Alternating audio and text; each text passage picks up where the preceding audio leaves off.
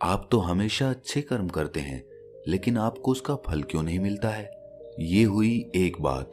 दूसरी बात, मैं किसी का बुरा करना तो नहीं चाहता था, लेकिन अनजाने में ही मुझसे ये गलती हो गई, तो इसका प्रायश्चित मैं कैसे करूं? जैसे कि मेरी कार के सामने कोई जानवर आ गया और उसका अचानक मुझसे एक्सीडेंट हो गया। तो इस प्रकार के कर्म हमारी जिंदगी को किस तरह प्रभावित करते हैं?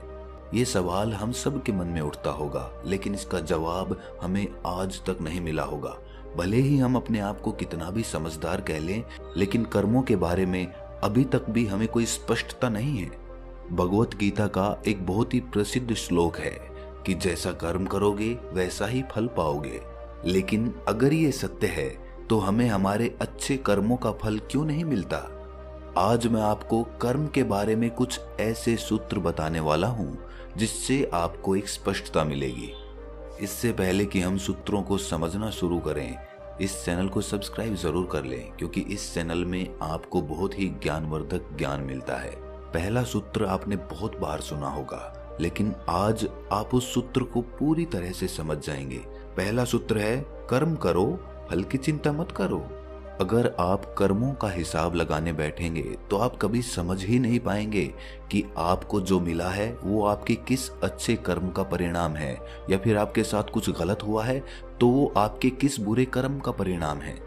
अगर ये सच है कि अच्छे कर्म करोगे तो अच्छा फल मिलेगा और बुरे कर्म करोगे तो बुरा फल मिलेगा, हमें क्यों पता नहीं चलता कि हमारे किस कर्म का फल हमें क्या मिला?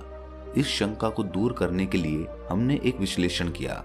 हमने आत्ममंथन करके पाया कि मान लीजिए अगर प्रकृति की व्यवस्था ऐसी होती कि हम अच्छे कर्म करते तो तत्क्षण हमें अच्छे फल मिल जाते। मान लीजिए कि हमने किसी की मदद की और हमें उसका तत्क्षण परिणाम भी दिखाई पड़ गया, मतलब हमारे मन को दिखाई पड़ गया कि अच्छा कर्म किया तो मुझे अच्छा फल मिला। अगर मनुष्य को ऐसा दिखाई पड़ जाता है तो धरती से तो पूरी बुराई ही खत्म हो जाएगी।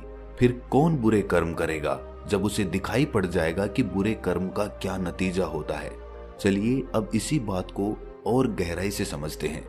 अब पूरी की पूरी धरती ऐसे मनुष्यों से भर चुकी है जो ये देख चुके हैं कि अच्छे कर्मों का नतीजा अच्छा ही होता है, और सब लोग अच्छे कर्म करने लग गए हैं। जब भी आप कोई कर्म करेंगे उसका फल निश्चित हो जाएगा। आपको पता चल जाएगा कि मैंने ये कर्म किया तो मुझे ये फल मिला, और इसीलिए इसमें जीवन का रस खत्म हो जाता है। जब भी जीवन में निश्चितता आ जाती है, सिक्योरिटी आ जाती है, तो जीवन में क्या उमंग रह जाएगी, क्या जोश रह जाएगा? हम किसी भी चीज के लिए तभी प्रयास करते हैं जब हमें पता होता है कि ये चीज हमें मिलेगी या नहीं मिलेगी। हम इस दुविधा में होते हैं और इसी दुविधा को पार करने के लिए हम कर्म करते हैं ताकि हमें पता चल सके कि अंतिम परिणाम क्या होगा। जीवन तो अनिश्चितता है, हर एक सांस अनिश्चित है। हमें नहीं पता कि हमारे साथ अगले पल में क्या होगा, और यही जीवन का रस होता है। परमात्मा ने अपनी उपस्थिति निश्चित करने के लिए कोई भी ऐसा नियम नहीं बनाया कि आप उससे ये जान सको कि परमात्मा मौजूद है या नहीं। उसे तो खुद खोजना पड़ता है। कर्म के फल की चिंता में मन इतना उलझ जाता है कि उस कर्म की सार्थकता ही खत्म हो जाती है, उसमें टोटलिटी खत्म हो जाती है। इंसान पूरी तरह से पूरे चित्त को शामिल करके उस कर्म को नहीं कर पाता, क्योंकि उसके मन को उस कर्म के फल के विचारों ने घेरा हुआ है। इसीलिए वो कर्म अपनी टोटलिटी में नहीं हो पाता, हम पूरे चित्त के साथ उसको नहीं कर पाते। और यही सबसे बड़ा कारण होता है कि हमारे ज्यादातर कर्म असफल हो जाते हैं। जब आप अपना चित्त और ध्यान पूरा उस कर्म को करने में लगा देते हैं, उसकी भविष्य की योजनाओं में नहीं लगाते, उसकी चिंताओं में नहीं लगाते, तो आप उस कर्म को टोटलिटी में करते हैं, उस काम को परिपूर्ण होके करते हैं, तो उस काम के सार्थक होने की भी संभावना बढ़ जाती है। दूसरा सूत्र है, अनजाने में हुए बुरे कर्म से अपने चित्त को साफ रखें, उसकी छाप अपने मन पे ना पड़ने दें, उससे अपना मन मैला ना करें। जब भी हमसे अनजाने में कोई गलती हो जाती है, जैसा कि हमारी कार के सामने कोई जानवर आ जाता है और उसका एक्सीडेंट हो जाता है, तो ऐसे में वो कर्म हमने अनजाने में किया है, हमने योजना से बना के नहीं किया। लेकिन एक करुणावान आदमी का हृदय ऐसे एक्सीडेंट के बाद करुणा से भर जाता है। उसका हृदय बड़ा ही दुखी हो जाता है। और होना भी चाहिए, क्योंकि करुणा इंसान का सबसे बड़ा गुण होता है।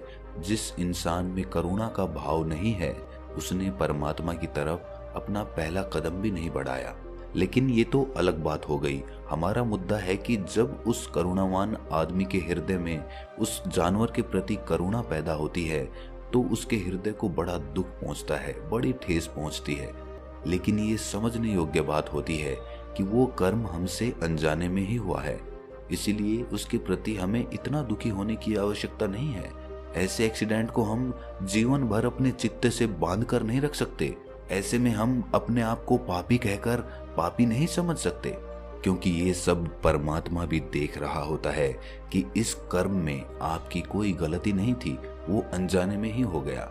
इसी तरह जब कोई आदमी गुस्से में दूसरे आदमी को चांटा मार देता है, तो क्या वो भी अनजाने में हुई गलती है? क्योंकि उसने तो अचानक गुस्से में आकर चांटा मारा है, उसकी कोई योजना थोड़ी ही थी चांटा मारने की।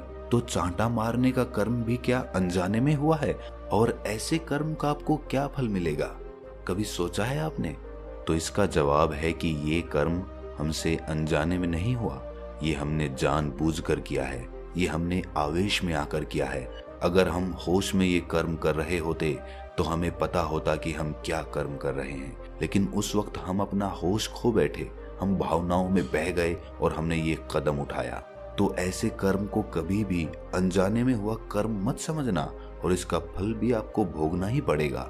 जिस आदमी के साथ भी आपकी हाथापाई हुई, आपने किसी को मारा, उसके प्रति उसके चित्त से आप जीवन भर के लिए दूर हो जाएंगे, या फिर आपकी उससे दुश्मनी हो जाएगी और भविष्य में आपको उसका परिणाम भोगना पड़ेगा।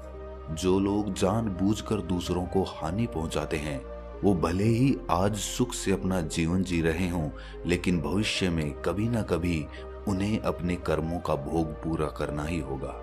तो दूसरा सूत्र भी आप समझ चुके हैं कि अनजाने में हुए गलत काम हमें अपने चित्त से नहीं बांधने चाहिए। तीसरा सूत्र उन लोगों के लिए है जिन्होंने जीवन में किसी का बुरा नहीं किया, लेकिन फिर भी उनके साथ बुरा होता जा रहा है।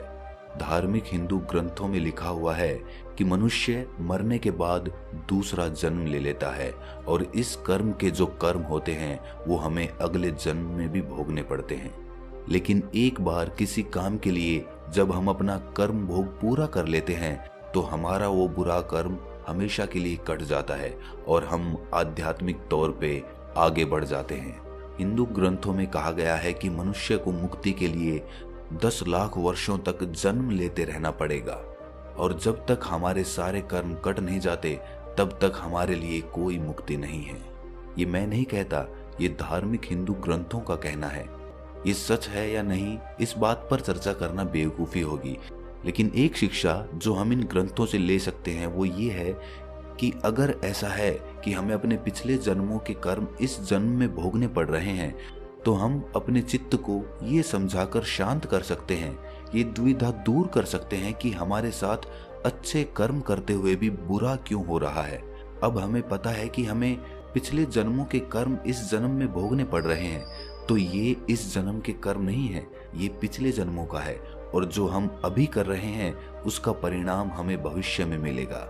तो इस विचार मात्र से आपको अपने तमाम दुखों से निजात मिल सकती है। आप अपने आप से शिकायत नहीं करेंगे कि आप अच्छे कर्म करते हैं तो भी आपको बुरा परिणाम क्यों मिलता है, क्योंकि अब आप कर्मों को पूरी तरह से समझ चुके हैं।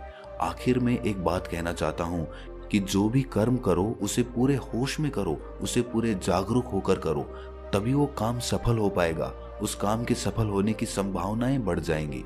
कर्मों के 3 सूत्र। पहला, जैसा कर्म करोगे वैसा फल पाओगे। दूसरा, अनजाने में हुए बुरे कर्म हमें अपने चित्त से नहीं बांधने हैं, उससे हमें दुखी नहीं होना है। और तीसरा, जिस हालात में हम आज हैं वो हमारे अतीत के कर्मों की वजह से है।